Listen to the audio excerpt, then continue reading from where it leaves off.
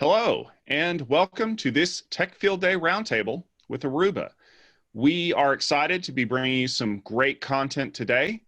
For those of you who are very interested in remote access solutions, we've got a great presentation coming up from Leo Banville. We also have a great group of our wireless and mobility delegates online to ask questions and discuss some of the topics that you're going to hear about today. I'm going to step out of the way and I'm going to let Leo get right to this great presentation. Leo, take it away.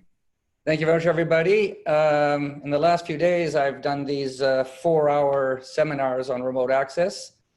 So this is basically a 1-hour version of that. The other ones will be presented and you'll be able to access them as well.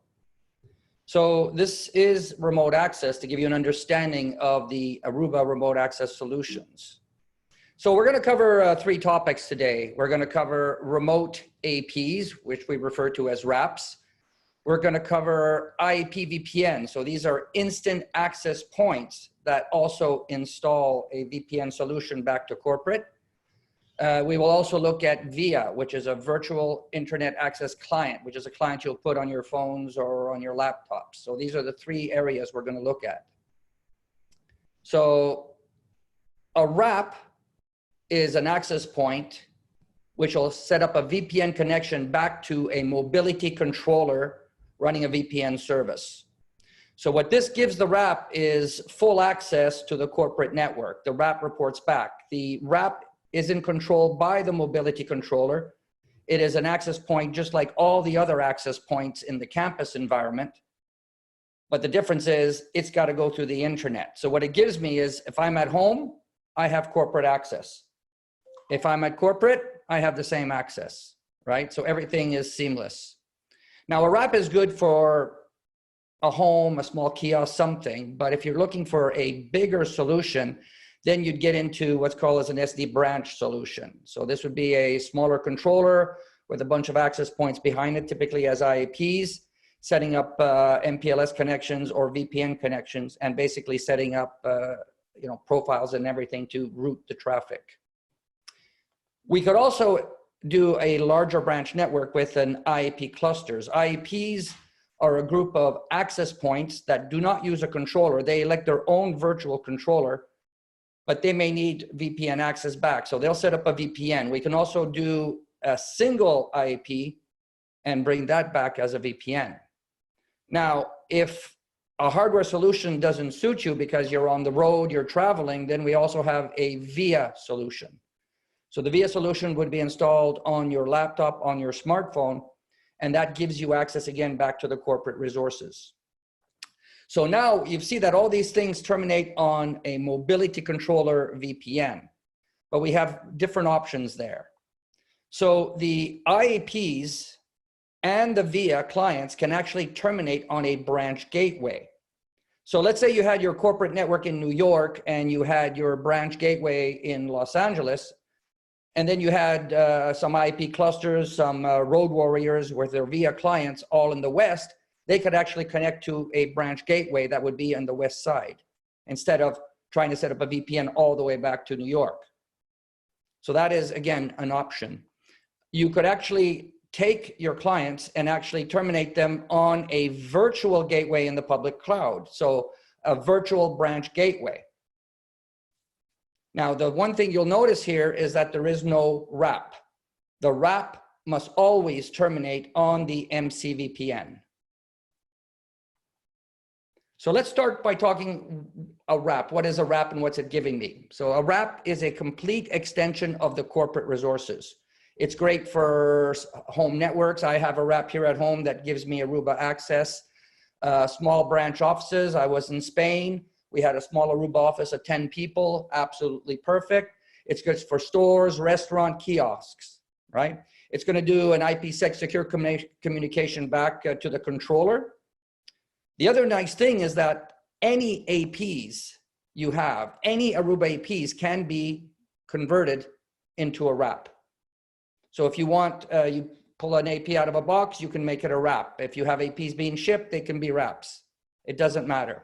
Some APs are better for RAPs, like the AP303H basically has a stand, can be wall mounted, has 4 Ethernet ports, 1 gives PoE. So that AP is popular as a remote solution versus other APs that are more towards campus ceiling solutions. But it doesn't matter. You can take that campus ceiling AP, and if you say you want to make it a wrap, be our guest. Once you set up the wraps, there's 3 forwarding modes. So your clients are going to connect to the wraps, and you could decide, I'm going to do tunnel mode, I'm going to do bridge mode, or I'm going to do split tunnel mode. Now, we'll get into all this a little later on. So what this advantage is, this simplifies the end user access, right? If I'm at my corporate, if I'm at Aruba Central, I turn on my laptop, I connect to the Aruba SSID, WPA3, AES encryption, I'm on the network, bingo. If I come home, I turn on my laptop, again, same thing happens, right? I connect to the Aruba SSID, WPA3, AES encryption, I'm authenticated, it's exactly the same. So it's very simple solution, right? Now we're IT people, for us, it's easy to play with clients and all kinds of things, but for anybody who's not technology oriented, this is beautiful. I just turn on my laptop, it sees the SSID, it's gonna connect, whether I'm at corporate or at home. It's consistent security. If I'm doing WPA3 at corporate, I'm doing it at home as well, right?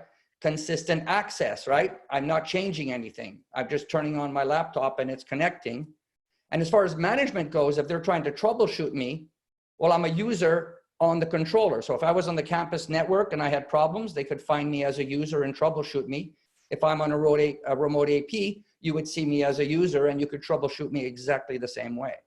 So it's a fully transparent solution. As another solution, you can have an IP network. Now, an IP network is an autonomous site.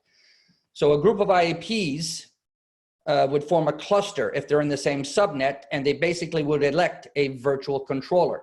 So this is good for a smaller branch office. Like a wrap would be good for home, a small office of 10 people, let's say, stores, this kind of stuff. But if you need more, right, you can't just have one AP there, you need more APs there, then an IP network would be a good solution. It has a virtual controller design, so if the virtual controller disappears for whatever reason, another AP in that group will elect itself as the virtual controller. There's no licenses for this, right? It has a plug and play wizard. There's virtual controller redundancy, as I mentioned. Now, if later on you decide you want to put a controller-based solution here, you could convert all those IPs into campus APs and make it join a controller. So there's no investment loss whatsoever. And Leo, can you mix and match the APs that are in the IAP cluster?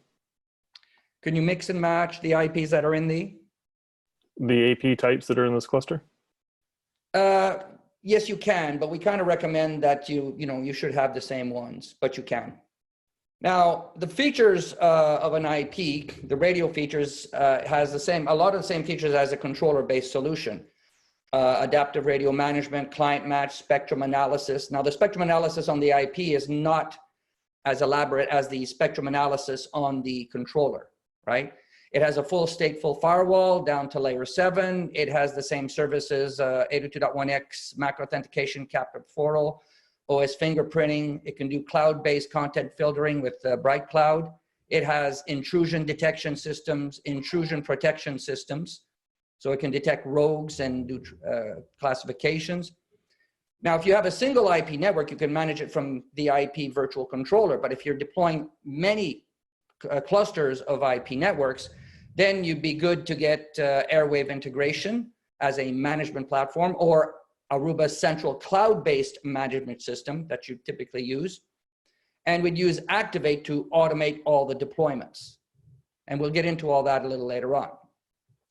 So here I have IP clusters, and you could have a single IP as a cluster as well if you wanted to, right? But these clusters, even though they're autonomous, they may still want corporate access. So we're going to basically set them up with a VPN going back to a controller. Now, what's the advantage of, as I say, a single AP as an IAP, as a single AP, or using a remote AP? Well, the virtual controller is an autonomous network. The wrap is 100 dependent on the controller. So if the controller is not accessible, the wrap will lose its SSIDs. A virtual controller is autonomous. It's setting up a VPN connection. It does not belong to the mobility controller. It is but a VPN termination point. So if the VPN connection is lost, the IAP would continue. If you were setting up wraps across the United States, your controllers in the United States, they'd all be following the RF regulatory domain of the US.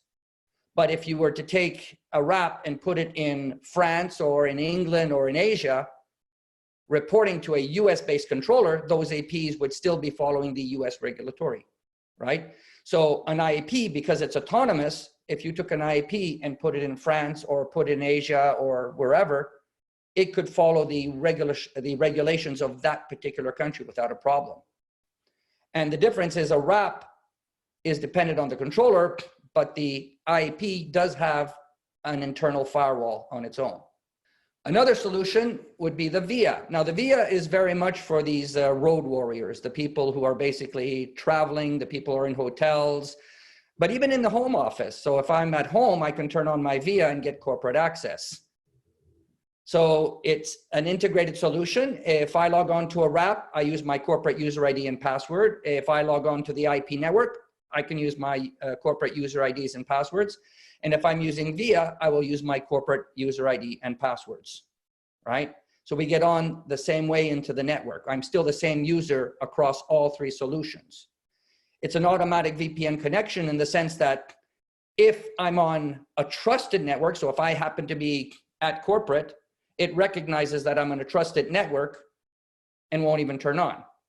Whereby if I'm at Starbucks, it recognizes that I'm in an untrusted network, and because I'm on an untrusted network, then it will automatically connect. Now, you don't have to, you can say it's always manual, but you also have the automatic. Leo, I've got a question. Yeah. I see here that this supports the military grade Suite B cryptography. Does this also support any kind of like smart card or token access? I'm going to pass that off to Kevin. Okay, just curious. Yeah, absolutely, Jennifer. So yeah, that would really be dependent on how, you know, what your radius server in the back end supports. So from a, you know, from our perspective, it's just standard radius. Now, you know, if we had ClearPass, for example, we can support third party, two-factor authentication systems, tokens, smart cards, and so forth. But that's just really between the radius server and the system that you plan to use. Okay, thanks. So anyways, I've presented you all three solutions, right? Now, the nice thing about the VIA is you can put it on Android, iOS, Linux, Mac OS, Windows, and it's basically going to set up a VPN connection back to the controller or the branch gateways. You can set up tunnel mode or split tunnel mode. So you could have the VIA users tunnel all their traffic, or you could do split tunnel mode whereby corporate traffic would go down the pipe. And split tunnel mode, a decision would be made whether this was corporate traffic or not. So these again are all options, right? You do need VIA licenses on the mobility controller. And I'll just make a point here that on the branch gateways, all the licenses are included in the branch controller foundation license. So there's no extra licenses needed on the branch gateways. But on a mobility controller, yes, there are VIA licenses you need to get. And these are session-based. Now, again, they're going to set up basically UDP, they're going to set up an IPsec connection. And if that doesn't work, they're just going to try HTTPS and try to get in. And normally one of the two methods will definitely work. So now we're going to concentrate on remote APs, and we're going to look at what remote APs do. So a remote AP will set up an IPsec connection back to the mobility controller. And again, it must be a mobility controller, right? You cannot do a branch gateway on this one, right? Now the PAPI, which is an internal Aruba protocol, is going to be IPsec encrypted. So whatever communication is between the wrap and the mobility controller is going to be encrypted. By default, we do not encrypt the user traffic. So the user traffic is not encrypted because the user traffic is probably already encrypted. So on the client side, you're connecting WPA3, you're doing AES encryption, so your frames are already coming down the pipe as AES encrypted. It's going to go into the GRE tunnel all the way back to the controller, and the controller is the one that's going to decrypt. Now, if you want, you can turn on an option which we call is double encryption, meaning that you just encrypt everything that comes into the tunnel. So again, that's a choice. To make sure that the AP is the AP we want, so the AP, when it connects to the controller, and we'll talk a little later about how that takes place, but when the RAP is communicating with the controller, the RAP is setting up a VPN connection, so we're going to have a VPN pool for that. We're also going to do what is called a certificate validation. So all APs have a tamper-proof chip with a certificate. So we're going to make sure that this is in fact an Aruba AP. And then we're going to check a whitelist. Is this one of my APs? So two things are done: certificate validation and whitelist verification. How you deploy is up to you. So you could take all of your RAPs, you could hit a third-party firewall on the public side and basically NAT your traffic off to the controller.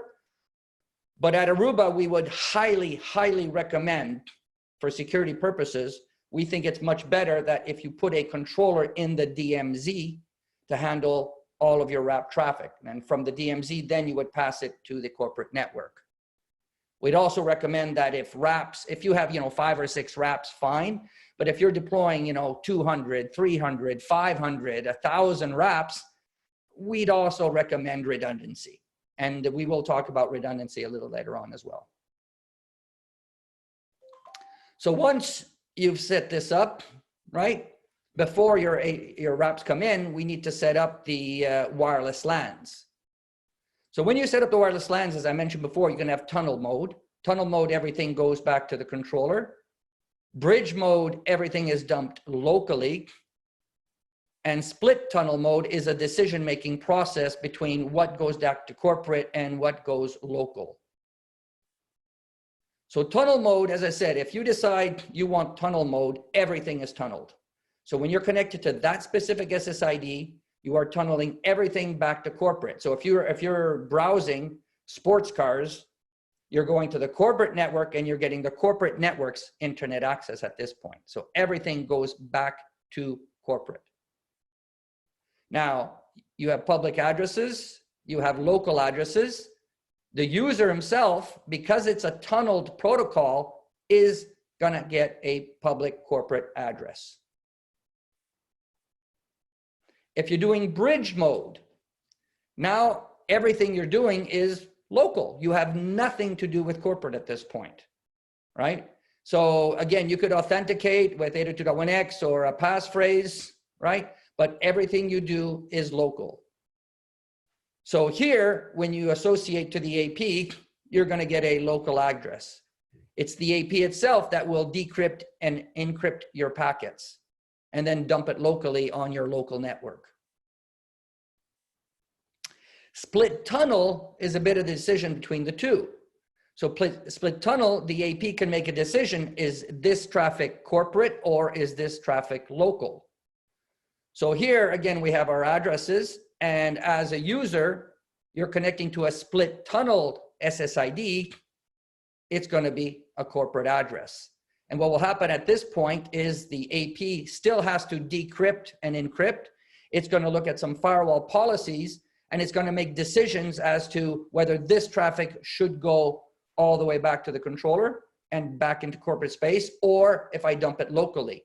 So if I'm looking at my email, which came from corporate, and I decide I want to print it on my local printer, this would work. In tunnel mode, that would not work. Tunnel mode, everything goes to corporate. So it's a good choice between the two. Hey, Leo. Yeah.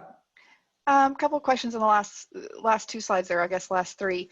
The fully tunneled configuration mentioned that it was the lowest latency, and I'm curious how that's figured when all the traffic is going. And then my second question is going to be the bridge only mode. What is the use case for that you guys see?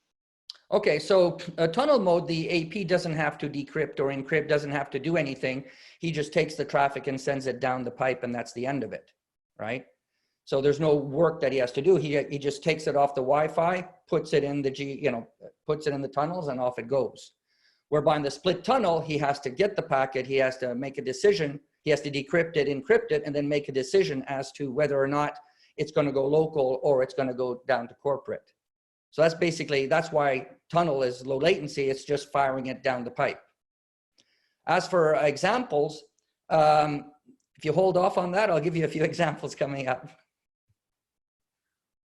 So one thing, Leo, too, I know, so, you know, putting a controller in the DMZ typically for like guests and that kind of thing, we're doing a lot of that. So is it best practice to do a separate controller for guest and for wraps? And then what about like with AOS 8 with all the zones and all that kind of stuff we can do? How does that play in on our wrap setup?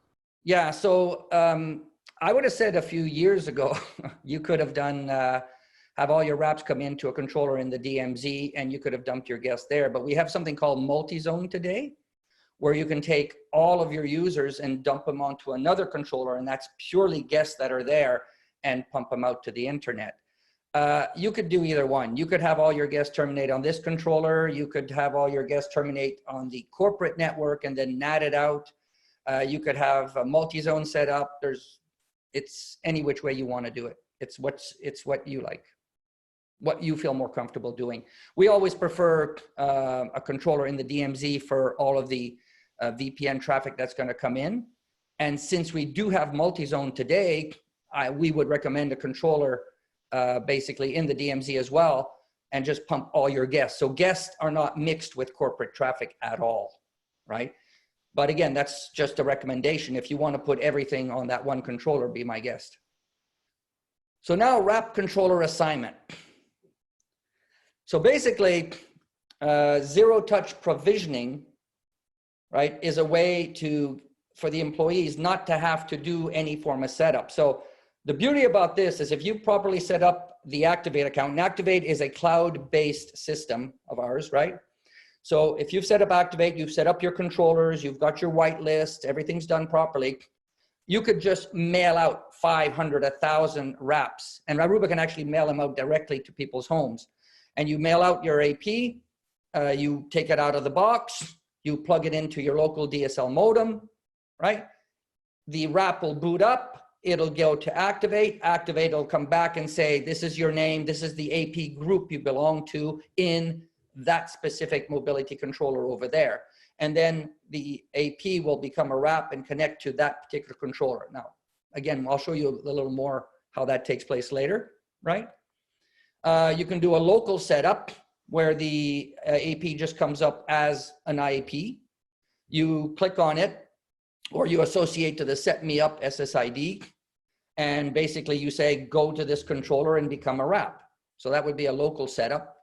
That's good for, you know, if you're doing 1 or 2 for your lab, or you happen to you're the IT, you're in the IT group and you took an AP, brought it home, and you want to set it up as a wrap, but it comes up as an IAP first. So, and it's not an Activate or anything because you took it out of a drawer somewhere, right? So you do a Set Me Up and you can say, become a wrap, right? I wouldn't do 500 AP setups this way, but it's good for now and then. Or if you sent out 500 wraps all over the place, or APs, right, that became wraps, but for some reason one did not, right? So maybe there was a ordering problem in Activate, maybe it wasn't listed, something happened, maybe, so you could basically just go through a local setup and set it up, as long as you're whitelisted in the mobility controller. Now, you could stage a wrap. So your CEO walks into the office and he says, I need a wrap, have it sent to my home.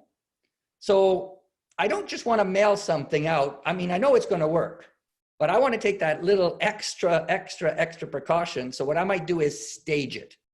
I'll bring it up locally. I'll set it up as a wrap. I'll make sure it works. Then I'll send it up. So when it comes to the CEO's home, it's already a wrap and it's raring to go.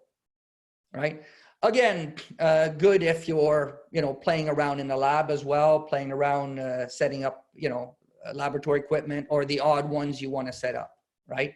But obviously, if you're deploying multiple wraps, right? Especially in today's world of the coronavirus, if you're setting up, you're mailing out 500 wraps, 1,000 wraps, zero-touch provisioning is definitely the way to go.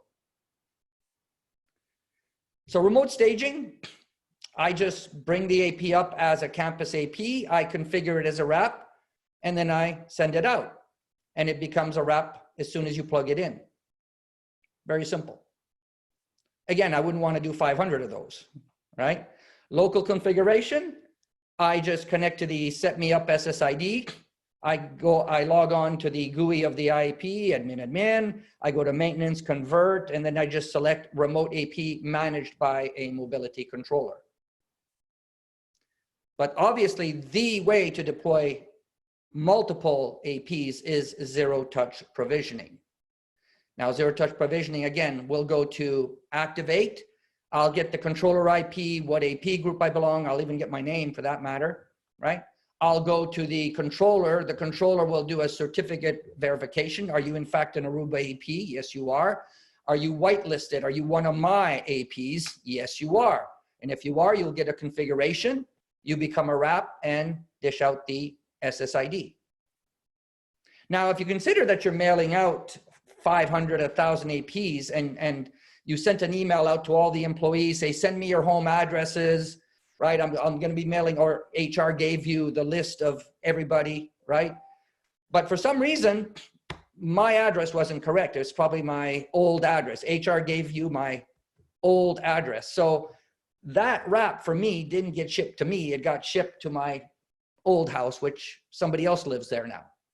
So that person would take it out of the box, bring it up. It would do exactly this, come up with the employee SSID. Now, again, you got WPA3 and AES encryption there. You're not, that person's not going to be able to get in. They're not going to have user IDs and passwords and things like that. But you might decide, I don't even want that AP to come up. So we do give you an option, right? So it's a wrap authentication optional option. You can do this extra layer.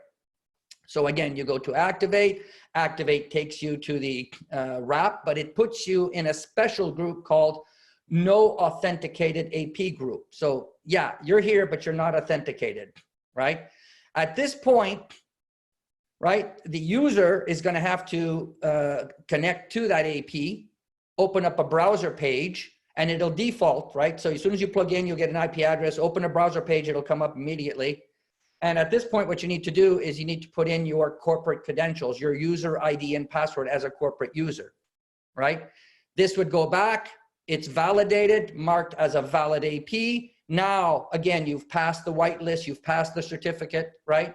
You're now, the configuration is now downloading, and now the SSID will come up. So again, this is an extra layer of authentication you can implement if you wish. Hey, Leo, I have a question. Yeah. This is Keith. Maybe I just missed it, but what do you have to do to put a AP, either an IAP or a corporate AP, into this zero touch mode? I got another few slides that'll go through how an AP boots up and everything. And I'll give you a short answer. They all start as UAPs, right? So it's a UAP, I can be anything, right? And initially, if it doesn't find a controller, it'll boot up as an IAP first. Once it goes to Activate, and Activate says you will become a wrap, now it goes to the controller, and the controller sends down a wrap image, and now it becomes a wrap. So do you load, if you have those 500 APs you shipped out, do you have to load all of those individual MAC addresses into the Activate function? Hold that thought. We're going to get there. We make it much simpler for you. Trust me. Hey, Leo, too, and this may be premature, but so we're talking a lot about controllers and all of that. What if I am a Aruba Central only user? How does all of this interact there? I mean, can we still do the same type of thing? Central, the controllers are not managed by Central, right? So you could do it, right? Well, again, a wrap and a mobility controller and campus APs are not managed by central. So you'd probably you'd probably go the IEP VPN solution to keep it simple. Okay, yeah, that's what I was wondering. If I'm, if I'm central only and I'm sending these out to my remote workers as central only users, so I'd do the IAP VPN stuff. Yeah, exactly. That'd probably be your simple solution, because all of your IEPs are going to hit your central account, and you'll just have a VPN configuration in your central account that'll tell them set up a VPN connection with this particular device. So yeah, but we'll get to that when we get to the IEP section, but definitely. So this is Activate. This happens to be my personal account for Activate. It's in the cloud, right? And I have a lot of devices, and those devices, I've created a rule. And my rule is I'm going to convert you from IAPs to wraps. And you're going to go to the wrap home group, right? That's a group I have on the controller itself, right? And you're going to go to this IP address. Now, this address is usually a public address. I just happen to have 10.2.7100 because that's my home lab, right? But really, you'd be going to 67.1.1.1 something, that would hit you at corporate, and you'd be natted into the DMZ somehow, right? That's the way you'd set it up. So again, hold all those thoughts because we're gonna expand on all this. But let's say you want to be, you're gonna have 500 APs coming, right? Now, if you put a purchase order for 500 APs, they're going to be added into Aruba Activate automatically, right? So you have a ClearPass, specifically the policy manager. So ClearPass can be set up to talk to Activate and to download that entire list. So when your AP says convert to wrap, your name is wrap Bob, you go to the wrap group, go to this particular mobility controller, right? It's going to go to that particular mobility controller, but that mobility controller has been set up to communicate with the ClearPass and say, hey, this particular guy, is he in your whitelist? And again, the ClearPass would come back and say, yes, he is. So this can be an automated way you want to do things. So once they've been added in Activate, it can automatically populate ClearPass, and you can actually do that to the mobility controller too, by the way. Leo, this works if you're running like a new purchase. What if we just had some APs sitting on, in our warehouse that we pulled off from the last upgrade, and we now want to ship those out as wraps? So you would either have access to Activate to add those in there. And if you didn't have access to Activate, then you could go to your ClearPass and just add those new devices in. So it could easily be done. You can actually go to the controller and, populate his whitelist. But typically, if you're using ClearPass, if I'm pulling out 5 or 6 APs, I would go to ClearPass and just say, add these devices in. That's the way I would do it.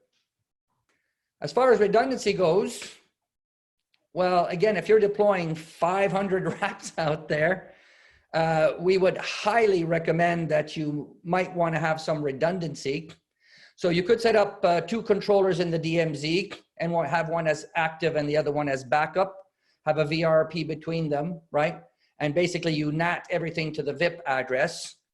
You could have a backup site. So if the main site, for whatever reason, is not accessible, you could hit a second site, and you could have redundancy in that second site as well, right? Now, if for some reason there's a firewall issue and all your firewalls have caved in for some odd reason, and you don't have access to any of this, you can actually do a USB connection. So you can actually put a little USB card, because a lot of the APs have a USB connection. So you put a little dongle card in there, and it does a 3G, 4G LTE backup sort of thing. So you can back up via the cellular. So if you have a site that's very, very critical to you, right? And let's say you lose your local internet service provider. So the rest of the setup is fine, but you've lost your local internet service provider, then the AP with that little dongle could actually do a cellular backup. That's a little more complex. We're not going to cover that in this 1 hour. That's a little more complex as a setup, but it could go here first, go here second, and if those don't work, then go here. Now, we do have in Aruba, what we call is a cluster configuration, right? So we do this a lot in our campus environment where we set up multiple controllers, and a lot of the controllers look like one controller. So what they do is whenever APs are hitting the cluster, they're distributed amongst all the controllers in the cluster. So we can do this with the wraps as well, right? So you can have a wrap, and instead of hitting a controller in the DMZ with a backup, you could actually hit a cluster of controllers in the DMZ. So there'd be the active controller and there'd be the standby controller, right? And basically you'd set up 2 VPN connections, 1 to each. And if the first one was to die, the AP would immediately fall back into the standby active controller. Now again, this is a very simple thing to set up. You basically say, you know, I'm in a cluster and I'm with him, right? And those two. So the cluster is very easy to set up, but we actually have 2 to 3 modules of, you know, in a course, 2 to 3 modules just to explain how all that magic takes place, right? But there's a lot of user load balancing, there's a lot of AP load balancing, there's redundancy, there's everything in there, right? But hey, Leo. way too much to get into in this course here, okay? Leo. Yeah. You're talking about kind of putting this cluster node list with controllers. How does that fit into mobility manager architecture, or like a master? No, these the cluster are controllers that also you know, are managed by the mobility master. As a matter of fact, if you have controllers, if you have a cluster, you are managed by a mobility master. Okay, but you still have to specify the specific controllers here, or you're pointing it to the... Oh no, I mean, this is all configuration, right? So I have, let's say, 5 controllers in my campus, and I've got them all clustered together, and they're handling all my campus users and my campus APs. And then I take 2 controllers and I put them in the DMZ and I cluster them as well, right? And they're gonna handle all my remote APs, right? And then, and all that is done by the mobility master. All right, John, do you want to give an example of wrap deployments?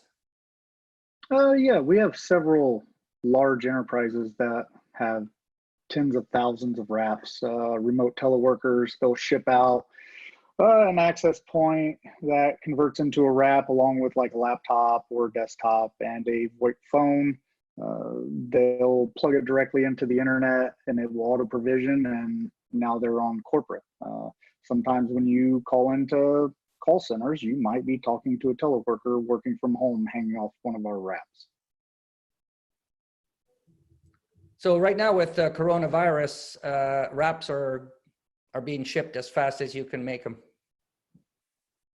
It's a very important configuration for a lot of customers, and we sold a lot of wraps before. We're selling a lot right now as well. All right, let's shift tracks a little bit. Let's go into an IP VPN setup. So an IP cluster is an autonomous cluster, right? As I mentioned before, they're all in the same subnet, and they elect a virtual controller. But you may still want to get corporate access.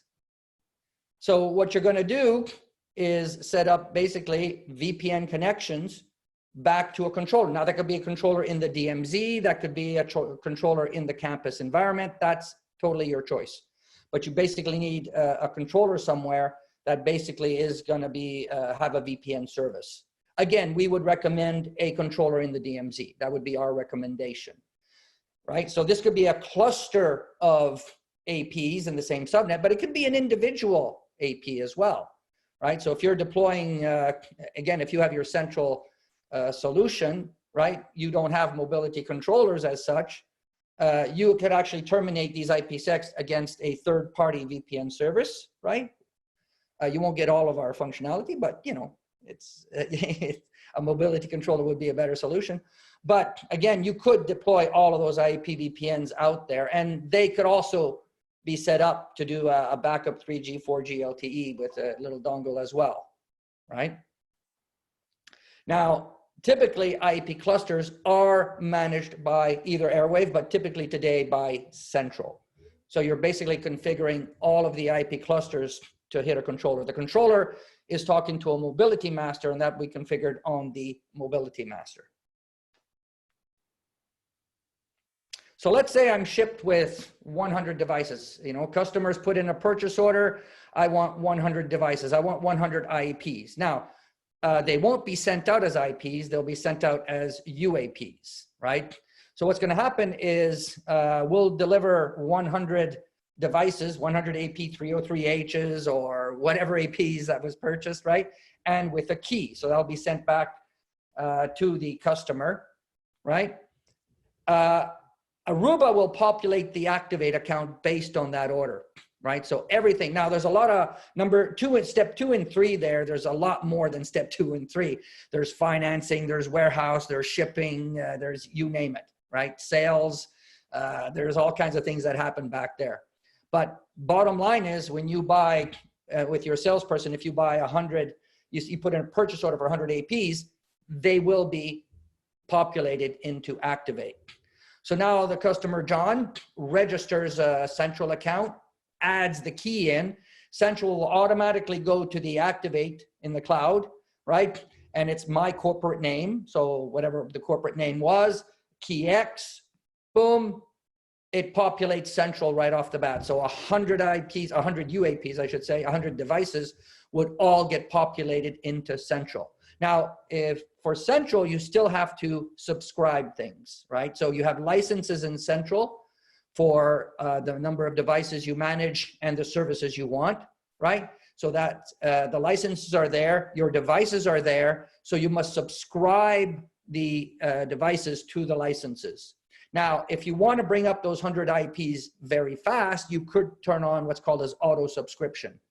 So as long as you've got keys, they'll be subscribed, right? And after you've done your full deployment, I would take that off and I'd go to manual subscription at that point. If we're bringing up 1 or 2, I want to know what they are. But if I'm bringing 100 like this, auto subscription would be a good thing.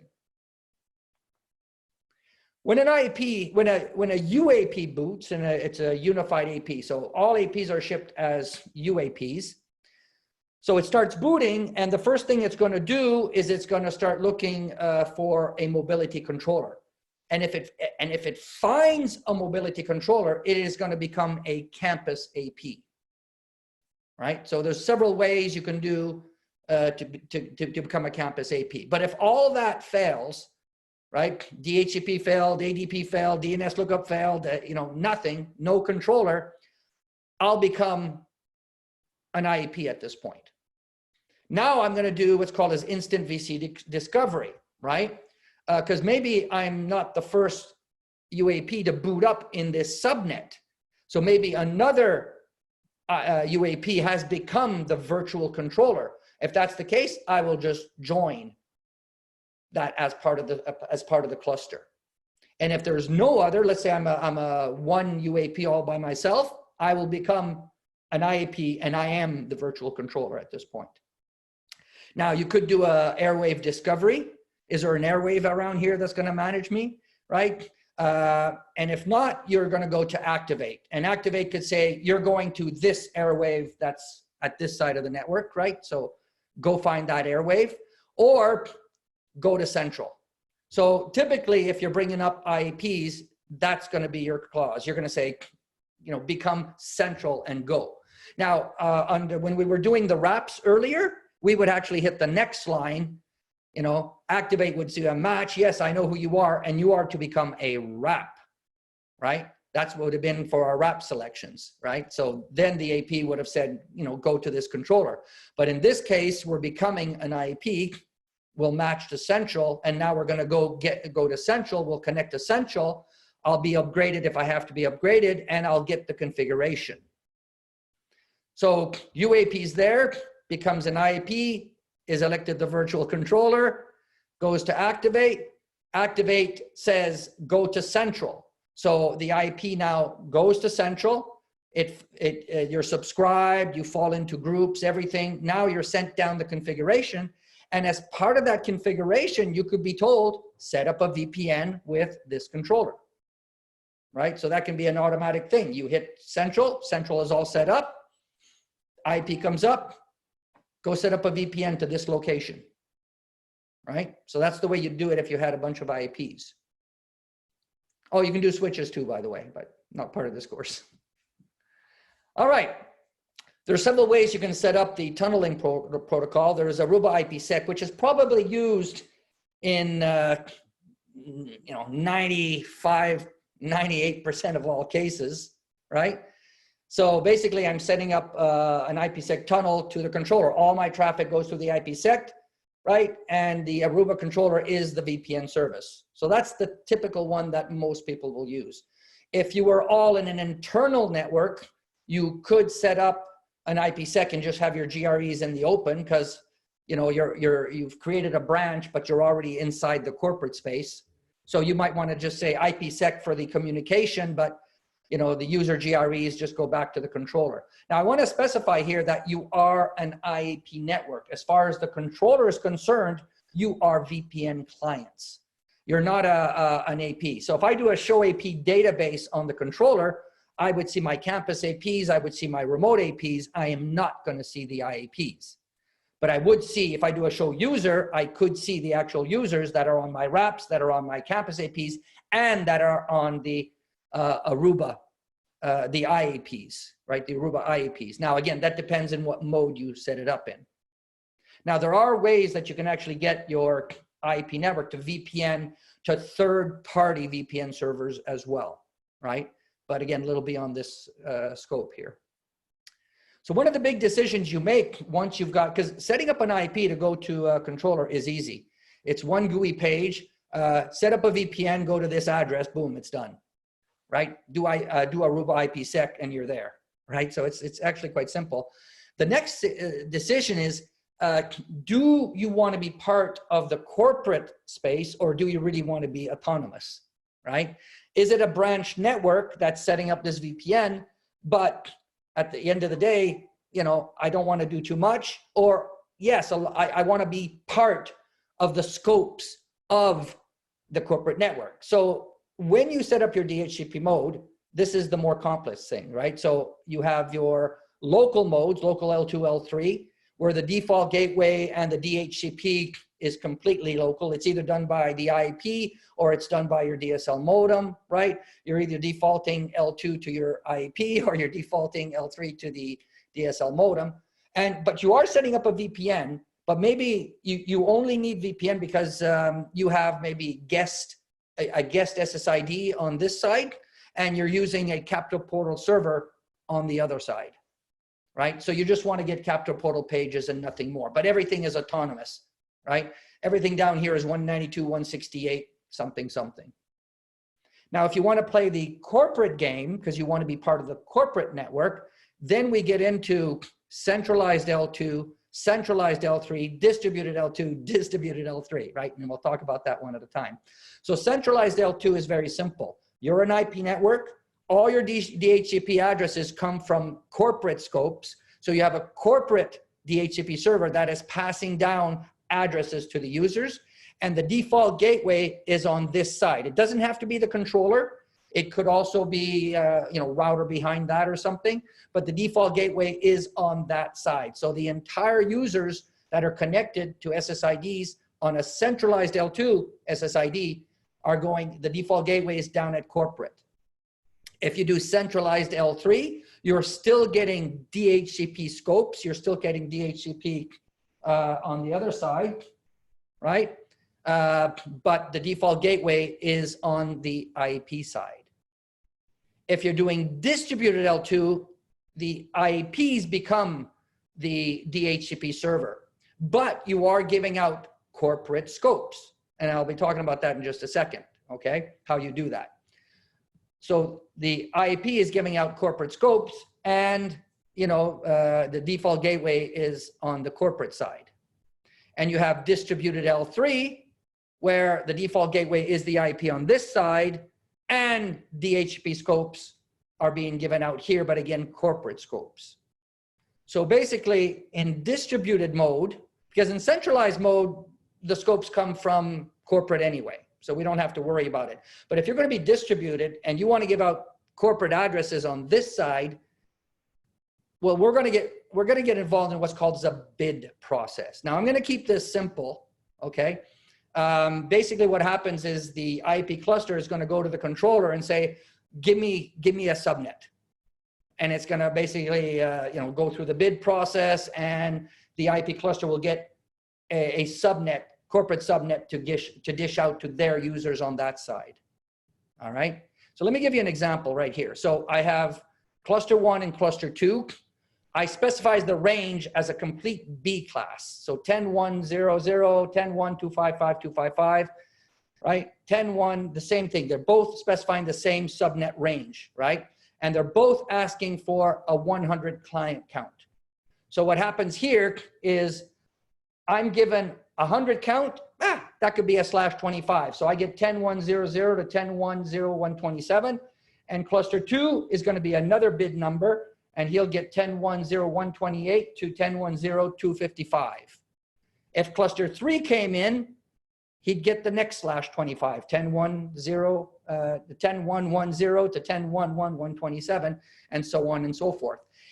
Every IP cluster that is using this range of IP addresses, so 10.1.0.0 to 10.1.255.255, right, must have the same client count. So if you had about a lot of individual APs you were sending out, not clusters, and really, a /27 would do, let's say, then you have a completely different subnet for that, right? You'd put it in the 10.2.0.0 or 10.2.2 or something like that, right? And you divide it up that way. But don't put different counts, right, in the same bid process, basically. Now, the other thing you have to be careful about is you're putting all these users in a 10.1 subnet. Make sure 10.1 is routable. So make sure you're redistributing your routes, or you're doing something to know, hey, 10.1, come down here. Now, if a packet comes from the network for 10.1.0.5, the controller knows that that is for IP cluster 1 and will send it down to IP cluster 1. If a packet comes and it's destined for 10.1.0.200, let's say, hits the controller knows that is for cluster 2. So he can make that distinction right there. For the rest of the network, the 10.1 subnet is this way. Very simple. Now, requirements and recommendations, when would you use local? When would you use centralized L2, distributed, right? Basically, local is when you just want to use a captive portal server at the other end, or you have, just some servers you want to use at the other end, but you're very much a local network. You're all 192.168. You don't really want to have anything to do with what's at the other end, right? That would be a local setup, right? Centralized L2 and basically, the centralized mode is basically when you're getting involved in multicast traffic. So centralized L2, distributed L2, whenever you're in an L2 mode is because you're dealing in multicast traffic, right? Distributed L3 is typically recommended for all deployments, right? And that's because if you think about it, I've talked to the controller, I've been given my scopes to deploy, I'm the default gateway. So if for some reason you lose your VPN connection, you're still in, the cluster is still functioning 100%, right? There's no problems. All right.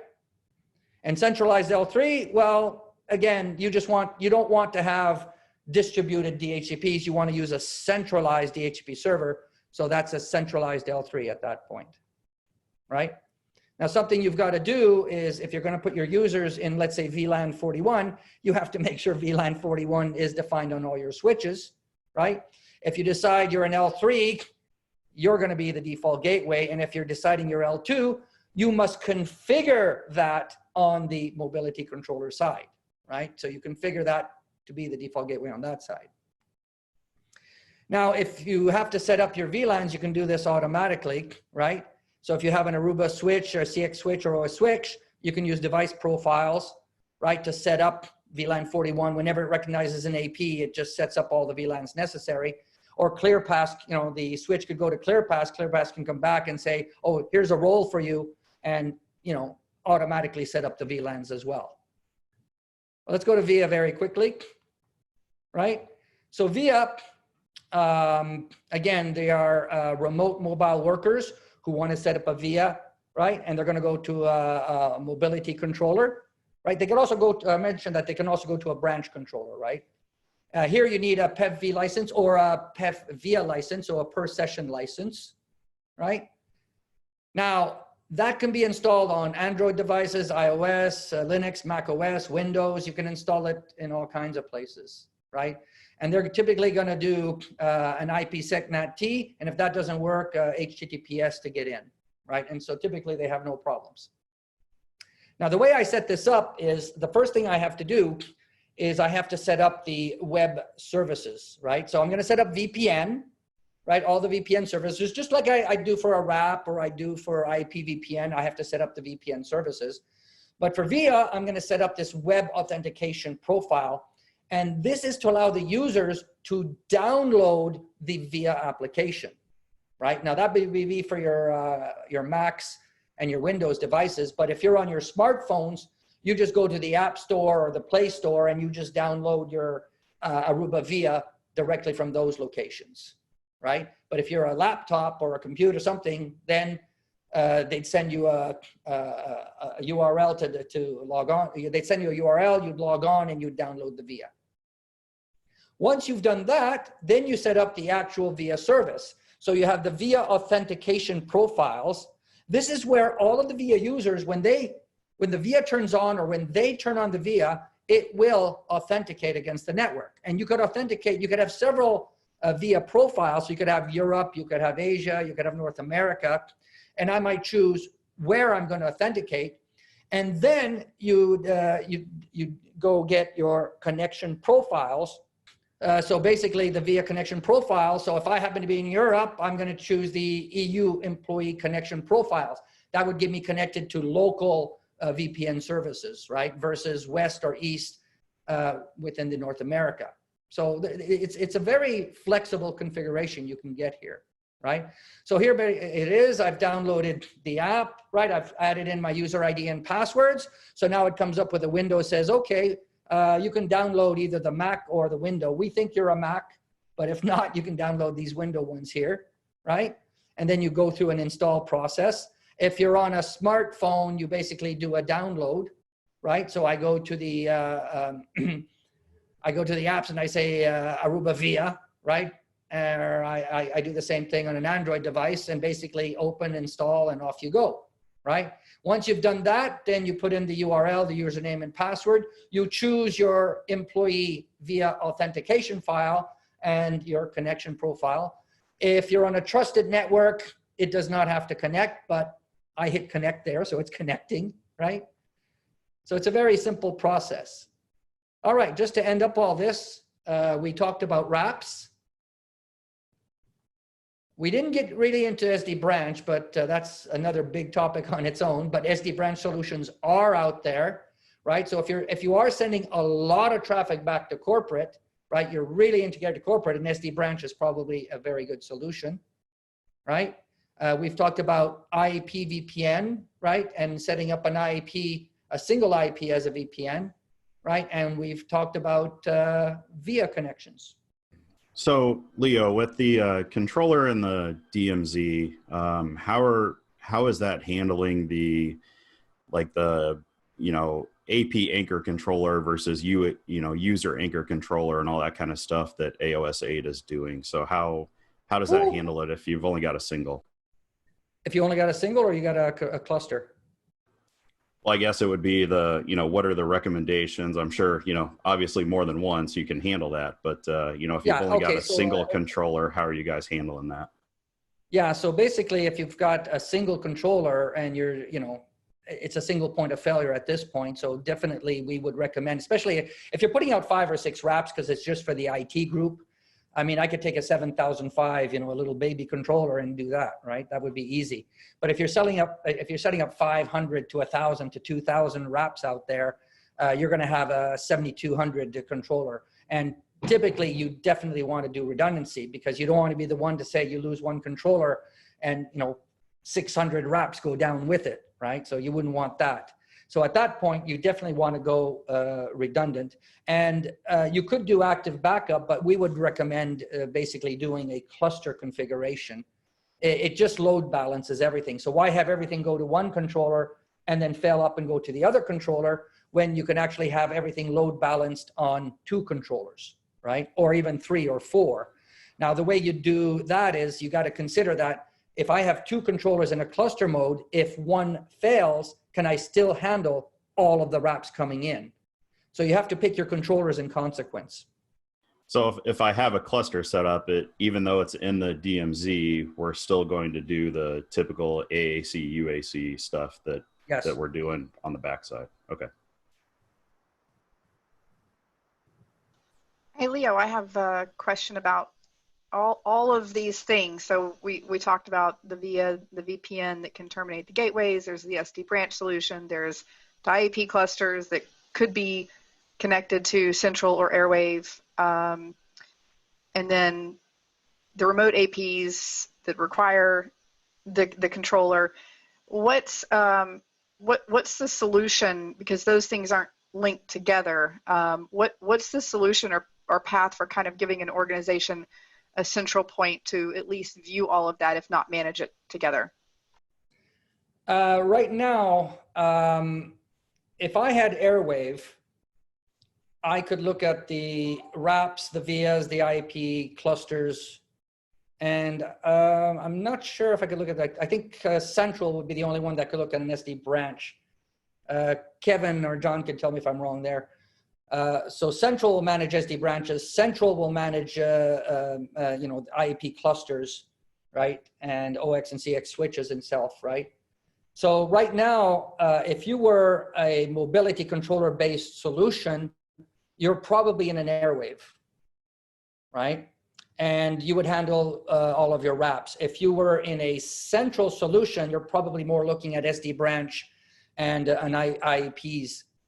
IP clusters and independent IAPs.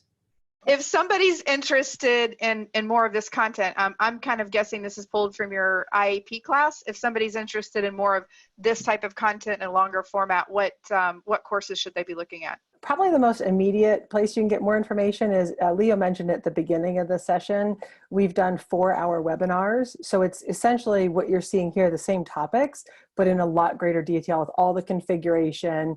And then Leo breaks out and does a demo of the config for each solution. We just didn't have the time to present that in this format here. So those are all on the Airheads Learning Community. So if you just go to the Airheads community site, you'll see at the top across the menu bar is a Learn. And if you go there, all of our webinars are posted there. So you can see the full 4-hour webinar. It's already there up online for you guys to take a look at it. My question is, you gave us lots of options.